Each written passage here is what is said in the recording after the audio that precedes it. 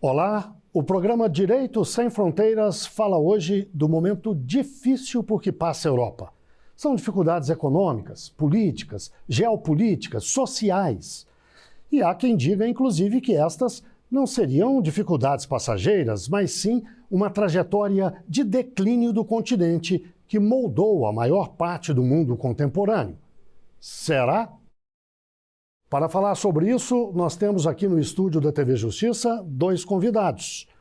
Adrian Albala, professor do Instituto de Ciência Política da UNB, e Leiliane Rodrigues Correia Silva, mestra em Direito Internacional. Muito obrigado a vocês dois pela participação no Direito Sem Fronteiras. Mas antes de qualquer pergunta, eu convido os dois a assistir comigo uma reportagem que dá alguns elementos importantes para a gente fazer um debate mais rico, digamos assim. Então, vamos à reportagem. Um continente que gerou um centro financeiro poderoso e global como a City de Londres, uma indústria sofisticada e eficiente como a alemã, um centro cultural cosmopolita e altamente influente como Paris, sem falar em Champagne e Bordeaux, e ainda um continente que deu ao mundo Isaac Newton e Charles Darwin, Adam Smith e Karl Marx, Picasso e Mozart. Tudo bem, boa parte desse gênio, desse Fausto e desse poder foi financiada pela invasão, dominação e exploração de povos dos 5 continentes. Para o bem e para o mal, a Europa foi o centro do mundo durante quase 5 séculos. Mas desde a destruição provocada pelas 2 guerras mundiais, muitas coisas mudaram. A Europa perdeu a posição número 1 para os Estados Unidos e só se reconstruiu e manteve centralidade com a ajuda estadunidense, o chamado Plano Marshall. Hoje o continente está diante de grandes desafios. A economia patina desde a crise de 2008 e ainda não se recuperou da pandemia. A Alemanha, motor do crescimento europeu, está em recessão há 2 anos. O desemprego cresce. Faltam investimentos em setores-chave como inteligência artificial, automação e biotecnologia.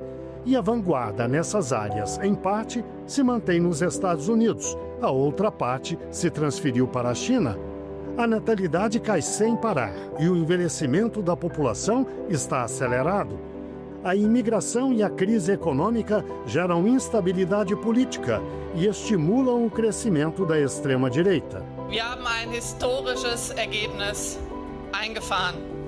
Wir waren noch nie stärker im Bund.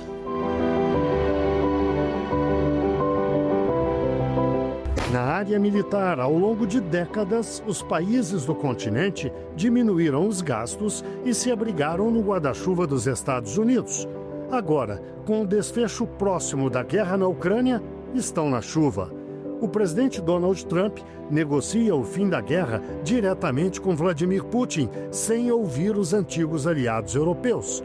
E para completar, Trump incluiu a Europa na saraivada de tarifas que distribui pelo mundo. Bem, de volta ao estúdio, eu faço uma pergunta ao professor Adrian. Professor, de fato, a Europa vive um momento de declínio, uma trajetória de declínio? O fato é que em diversos aspectos, que seja econômicos, seja geopolíticos, podemos falar que a Europa está talvez perdendo centralidade.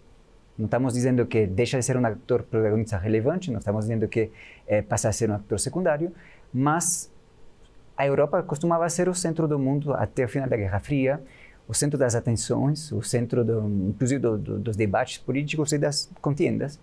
E o fato é que, recentemente, o foco tem um pouco se mexido para outros lados e a Europa tem tentado, de certa forma, ir para trás ou correr atrás desse elemento. Mas tem diversos elementos certos indicadores que podem puxar para isso, sobretudo do ponto de vista econômico e geopolítico, que pode fazer sentido pensar que a Europa perdeu o seu grau de centralidade. Doutora Leiliane, a senhora concorda? Até um certo ponto, realmente, o professor tem razão.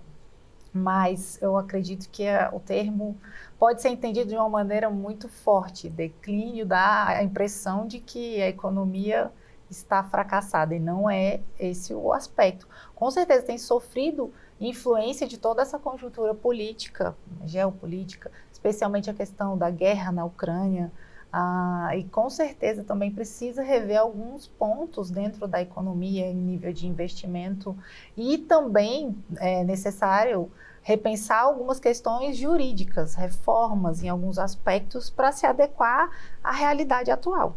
Então, realmente há uma certa crise, há uma certa instabilidade, mas a palavra declínio dá essa impressão.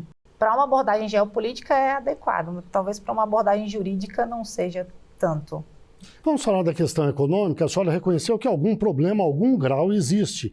Qual é a dificuldade principal que a Europa enfrenta nesse campo, na sua avaliação?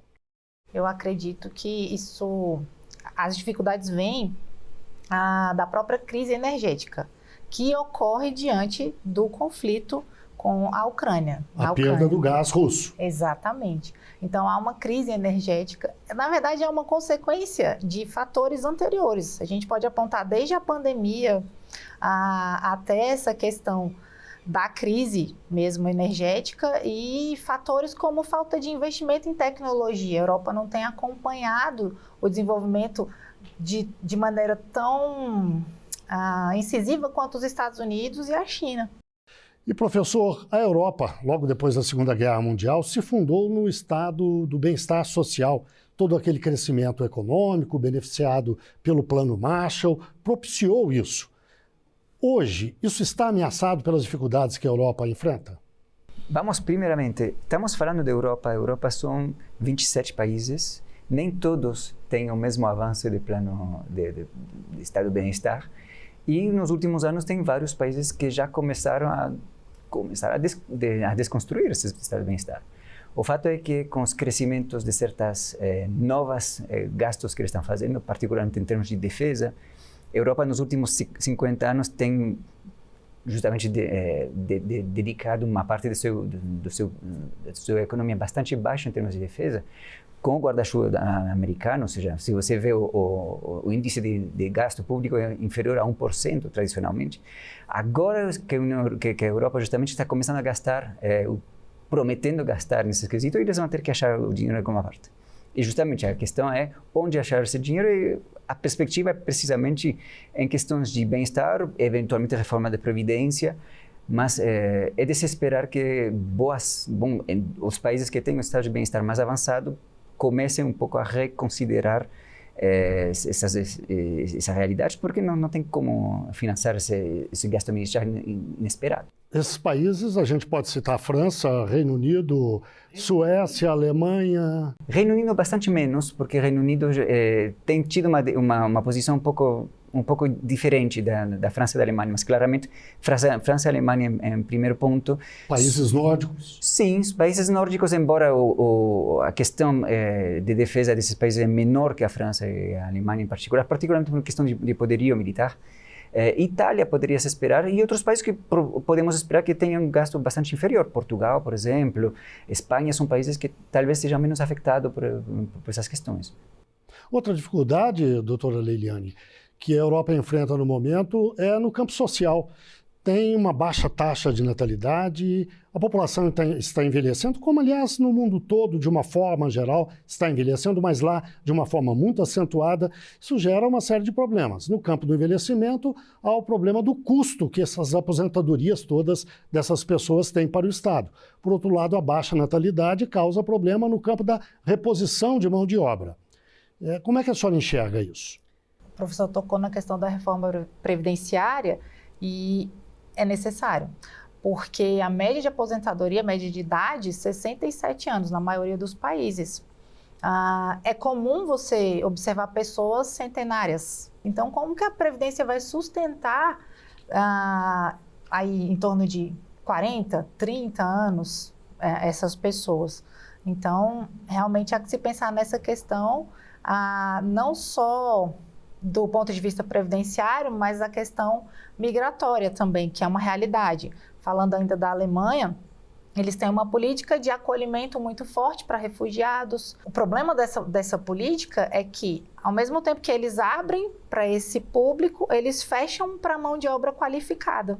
Então, para se conseguir um visto de permanência na qualidade de refugiado, é muito mais simples do que na qualidade de mão de obra qualificada, que poderia suprir essa lacuna do envelhecimento populacional. E a questão da baixa natalidade também, né, já seria um outro ponto. Agora, professor, mexer nessas questões que são tão importantes para o chamado estado do bem-estar social e que têm repercussões políticas, porque mexem com a vida da população, não é fácil. Por exemplo, diminuir a idade para a aposentadoria. Outra, políticas migratórias mais duras. Tudo isso tem implicações políticas. Enfim, quais os desdobramentos que o senhor enxerga para esses problemas todos? Os três principais países, as três principais economias, que são a França, a Alemanha, a Itália e a Inglaterra, que está fora da União Europeia, mas que continua sendo um país europeu, são as questões que de fato mexem com a política local e que justificam, em todo caso, que mostram o crescimento de certas novas forças políticas na extrema-direita, na maioria, mas não só. O Macron não é de extrema-direita e também uma pessoa que apareceu um pouco sobre os vestígios dos partidos políticos. E não é desesperar, de fato, que nos próximos anos tenhamos crescimentos de descontentamento sobre as duas questões. A questão a Liliana justamente mencionou a questão migratória, é uma questão extremamente espinhosa na Europa, que justamente justifica o crescimento da extrema-direita nesses países, e até hoje eles não sabem o que fazer, não sabem como tratar essa questão. Professor, e além de todos esses problemas, há a questão da guerra da Ucrânia, que a Rússia está numa posição mais confortável, domina todo o leste ucraniano e a paz negociada pelos Estados Unidos parece estar perto, mas em condições que a Europa não gosta. Como é que a Europa tem lidado com isso na sua avaliação? Isso é sintomático um pouco do que você falava no início, de fato, quando a gente falava sobre um eventual, se ele que existe declínio da Europa. É chamativo que as tratativas de sair do conflito colocam a Europa de lado. Sendo um conflito na Europa, dentro do território europeu, era de se esperar que a Europa pudesse ter mais peso na questão e chamar a atenção que não tem essa capacidade, não tem tido essa capacidade. Isso se reflete em diversas questões. Não tem a capacidade militar, é isso que o senhor disse? Não só militar, mas também uma questão em termos diplomáticos. A Europa não fala de uma voz só. Temos que lembrar que diversos presidentes ou primeiro-ministros atuais europeus tem posições bastante flutuantes com posicionamento vis-à-vis da Rússia. O caso sintomático da República Tcheca, da Eslováquia e particularmente da Hungria também chama atenção. E temos que lembrar que todas as medidas que são tomadas pela União Europeia têm que passar por um processo de unanimidade. Ou seja, a União Europeia está também enclaustrado no seu formato, na sua forma de ação, de que toda decisão como bloco tem que passar por unanimidade de todos os seus parceiros, dos seus sócios, e aí temos casos de bloqueio. A Hungria é um caso de bloqueio forte, o que faz que toda outra iniciativa tem que passar por iniciativa individual da França, de um lado, Macron, que tem tido uma iniciativa bastante forte, mas tendo um poderio relativamente limitado. A Grã-Bretanha tem sido um poderio essencialmente, uma ação essencialmente conflitiva vis-à-vis da Rússia, mas de novo com um impacto bastante limitado. E a Alemanha, que tem tido oscilações.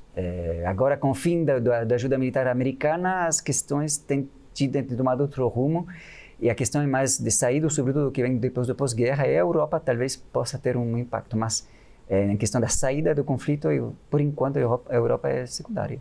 Doutora Liliane, essa questão do bloco, da União Europeia, há uma perspectiva jurídica e uma perspectiva política, econômica também. Eu gostaria que a senhora nos falasse um pouco sobre isso. O bloco hoje perdeu importância, ele tende a se esvaziar mais, já perdeu o Reino Unido há algum tempo, por meio do Brexit. Outros países têm feito críticas à condução do bloco. Enfim, o que esperar daquilo lá, tanto do ponto de vista jurídico quanto político? Mas eu peço que a senhora nos responda daqui a pouquinho, logo depois do intervalo. O Direito Sem Fronteiras, portanto, faz uma breve pausa e volta já já.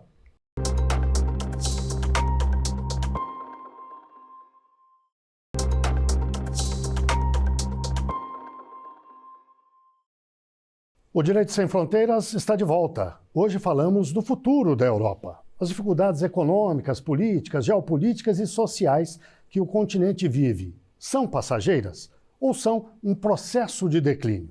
É sobre isso que nós conversamos com dois convidados aqui no estúdio da TV Justiça. O professor Adrian Albala, do Instituto de Ciência Política da UNB, e Leiliane Rodrigues Correia Silva, mestre ou mestra em Direito Internacional. Doutora Leiliane, no bloco anterior eu deixei uma questão no ar e peço que a senhora responda agora. Todas essas dificuldades que a Europa vive coincidem com o momento em que a União Europeia sofre alguns baques. Sofreu já há alguns anos, é verdade, o Brexit, a saída do Reino Unido. No entanto, há outros países que contestam, que no mínimo discutem se há necessidade realmente de continuar dentro do bloco. Considerando todas essas questões, que rumo a senhora acredita que a Europa vai tomar? Bem, foi um ponto muito importante a questão do Brexit. Por quê? A gente imagina que a União Europeia ficou prejudicada, ela que sofreu mais economicamente. Mas, na verdade, o Reino Unido tem sofrido consequências mais severas em relação à própria União Europeia. O que mostra que o bloco vem se estabilizando. Não há uma tendência para desestruturar, não há uma tendência para deixar de existir. Eu acho que não dá nem para cogitar essa possibilidade, porque eles provaram que mesmo com esse abalo do Brexit, eles conseguem manter a estabilidade política e estão investindo e tentando recuperar esse crescimento econômico que tem, de certa forma, sido abalado.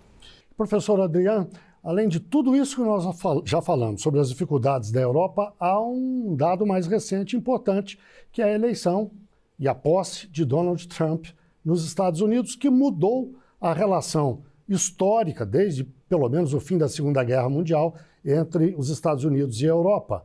O tratamento que os Estados Unidos têm dado à Europa não é mais o mesmo. Não parecem ser os aliados tradicionais e prioritários mais. São tratados de uma forma que muitos julgam, inclusive, desrespeitosa. Esse é um dado importante, não? Sem dúvida, sem dúvida. A ideia justamente não de se interessar, mas sobretudo de sair do foco da atenção dos Estados Unidos para a União Europeia, passa, entre outras coisas, em considerar a União Europeia não somente como um aliado, mas também como competidor, que eles são, de fato. E Donald Trump tem sido bastante claro sobre quesito, algumas facilidades que tinha a Europa em termos de financiamento e particularmente em termos de defesa, deixaram de ser. E nesse aspecto a Europa, obviamente, passa a ter que reconsiderar um pouco sua posição no mundo. Até então, sob a proteção dos Estados Unidos, e hoje em dia, talvez de forma mais autônoma ou independente, e isso envolve diversos desafios, diversos problemas que eles não estão acostumados a enxergar. Então, obviamente, isso leva a novos problemas, não só em termos geopolíticos, mas em termos de políticas internas também, de prioridade de política interna que a União Europeia não estava disposta, não estava preparada a preparar. Lembremos uma coisa, nos anos 60, a União Europeia estava pensando em fazer uma união de defesa europeia, que nunca saiu do papel na prática. E hoje em dia está voltando à tona. Mas sobre que forma, qual vai ser a estandardização dos quesitos, qual vai ser o país que vai eventualmente se beneficiar daquilo, quais vão ser as indústrias que vão ser privilegiadas. Todas essas são questões que agora a Europa tem que enfrentar sem muito preparo prévio. Agora, perda de influência no mundo, dificuldades econômicas, a Europa tem bala para se equipar militarmente e fazer frente a eventuais ameaças? Ela acredita, inclusive, que a Rússia é uma ameaça de fato. A senhora acredita também, não? Vamos lá. A Rússia já está tendo certas dificuldades na Ucrânia. Claro que a Ucrânia, com todo o poderio militar, toda a ajuda militar dos Estados Unidos, agora menos, mas da Europa também, a Rússia é uma potência militar, sem dúvida, mas dizer que uma ameaça que poderia invadir a Europa é talvez forçação de barra. Agora, sim, efetivamente, a Europa precisa ou passa a ter certas necessidades de remilitarização, e isso vai ter custo. E esses custos vão ser eminentemente políticos.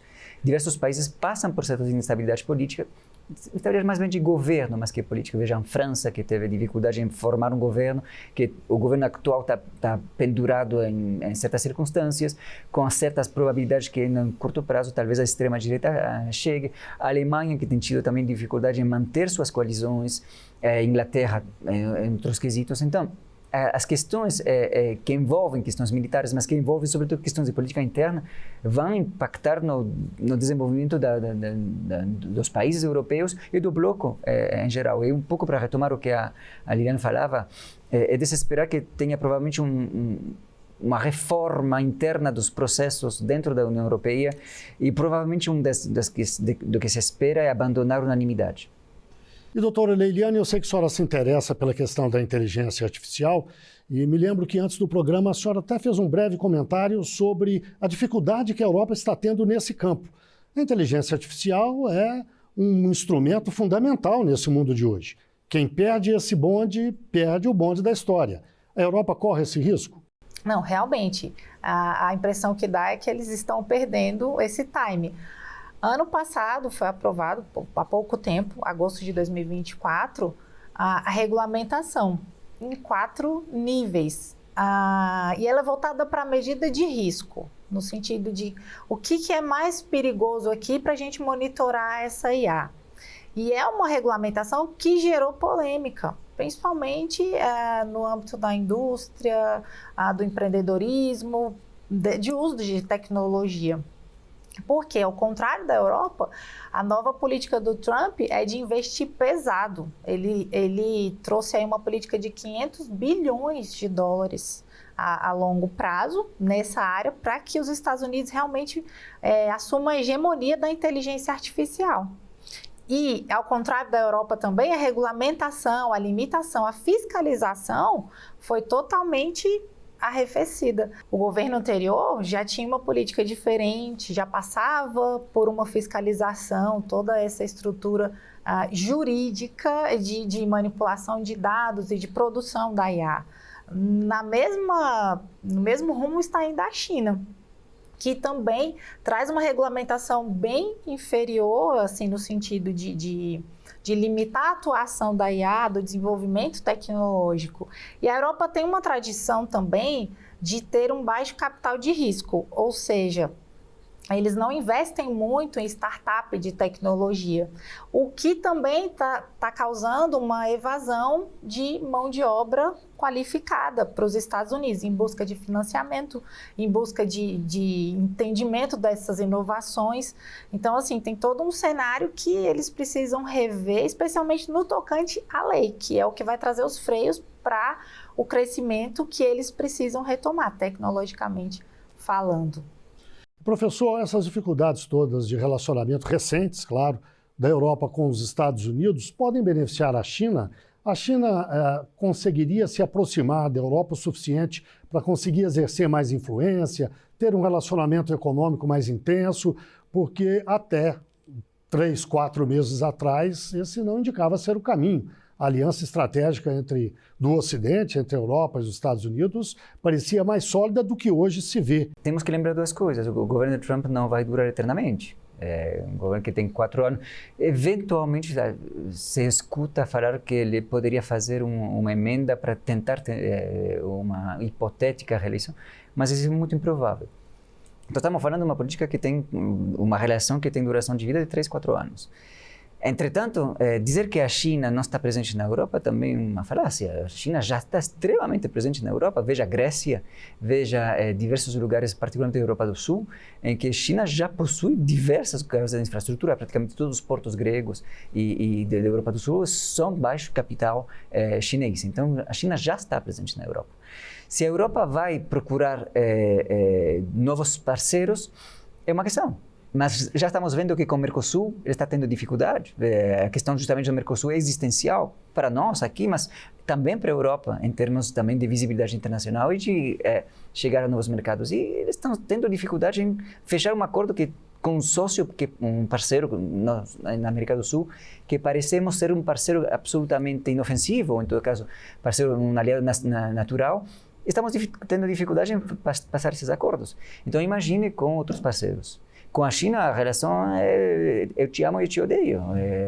As tarifas que criaram agora justamente para barrar a entrada dos carros chineses são também políticas bastante fortes e de se esperar que não vão diminuir em curto prazo. Então, dizer que a China vai se beneficiar, acredito que a China já está beneficiada em diversos quesitos e não acredito que a Europa vai se tornar para a China necessariamente para frente a essa dificuldade com os Estados Unidos. Doutora Leiliane, vamos continuar nessa direção indicada pelo professor. A questão do Mercosul, o acordo com a União Europeia, ele ainda é possível na avaliação da senhora? Eu acredito que sim. Na verdade, a Europa tem uma tradição de ser um pouco menos maleável juridicamente, transacionar com blocos, especialmente do Sul. Mas o fato de terem iniciado as negociações, de isso ainda estar sendo tratado de certa forma, e diante do cenário que eles enfrentam, eu acho que não há uma possibilidade que eles vão desconsiderar facilmente. Agora, professor, são mais de 20 anos de negociação e até hoje não se fez o acordo. E mais, agora a Argentina dizendo não, estou fora. Qual é o rumo do Mercosul? Do Mercosul ou da relação com a Europa? De ambos. Eu acho que os entraves são mais que jurídicos, são sobretudo políticos. E tu tem dois países, a França e a Polônia em particular, que são potências agrícolas e que vêm de olhos péssimos a entrada desse acordo com o Mercosul. Já o acordo, há uns 5 anos atrás, com o Canadá, o CEFTA, foi também extremamente difícil e aprovado à força. Acredito que o acordo com o Mercosul é ainda mais complicado, porque aí fazem parte da questão de um eleitorado forte para a França e para Polônia, que são hoje em dia dois países centrais na Europa. Polônia, que é um país emergente dentro da União Europeia, um dos países que passam a ter maior peso, não somente demográfico, mas também econômico e militar, e que obviamente tem um poderio de limitar esse acordo. Então, deixa esperar que a resolução do acordo entre a União Europeia e Mercosul a curto prazo está bastante travado. Precisa-se de uma mudança política, provavelmente à espera da saída do Macron, e uma mudança dentro do espírito nacional, dentro da França em particular, mas por enquanto não tem expectativa que ele se assine. E aqui, do lado de baixo do Equador, nós e a Argentina, o Mercosul? Não podemos esquecer de que Milei está de passo, e falar de que o Mercosul morreu porque Milei tem uma postura um pouco complicada com o Mercosul seria um pouco esquecer os quase 30 anos de existência do bloco. Então, o Mercosul não está morto, não. Assim como o Trump vai sair daqui 3, 4 anos, pode ser que o Milei saia também. E, sobretudo, temos que lembrar que o Brasil é o principal socioeconômico da Argentina. É o segundo sócio da Argentina, quase que empatado com a China. Então, Milei também não é bobo. Ele não vai se afastar de um socioeconômico tão importante como o Brasil. A ver. Bem, chegamos ao fim do programa de hoje. Eu agradeço muito a participação de vocês dois. Eu conversei com Adrián Albala, professor do Instituto de Ciência Política da UNB, e com Leiliane Rodrigues Correia Silva, mestra em Direito Internacional. Mais uma vez, muito obrigado. E obrigado, claro, a você que está em casa e que nos acompanha sempre. Não deixe de seguir a nossa programação no site da TV Justiça. Até o próximo programa.